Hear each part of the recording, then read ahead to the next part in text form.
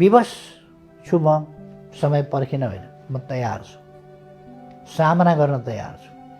यो दुईटा भावका बिचमा भिन्नता छ। एकपल्ट गोलघरमै हुँदा मैले कालीप्रसाद रिजालको एउटा कविता पाएँ। त्यहाँ एउटा आज फेरि एउटा बेकार दिन खेर गयो भन्ने कविता थियो। उनले निरर्थक ढङ्गले खेर गएको दिनको चर्चा गर्छन्। कतै कुनै दुर्घटना भएको खबर पनि सुनिएन, कतै केही यस्तो पनि सुनिएन, उस्तो पनि सुनिएन, कतै केही बिहेको निम्तो पनि आएन, व्रतबन्धको निम्तो पनि आएन। आज केही पनि भएन, एउटा बेकार दिन खेर गयो। यस्तै यस्तै लेख्छन् उनले। तर मेरो जिन्दगी अलिकति फरक थियो।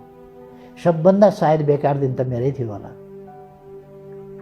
त्यसै ठाउँमा घाम झुल्किन्छ, त्यसै ठाउँमा घाम अलिक माथि आउँछ, त्यसै दिनमा मध्याह्न हुन्छ, त्यसै दिनमा अपराह्न हुन्छ, त्यसै दिनमा साँझ पर्छ, फेरि साँझ पनि हराउँछ, रात आउँछ। अनि उच्याट लाग्दो रात। कामदारहरू वरिपरि खबरदार खबरदार भनेर कराउँदै घुमिराखेका हुन्छन्। जेलमा एक खालको सन्नाटा हुन्छ।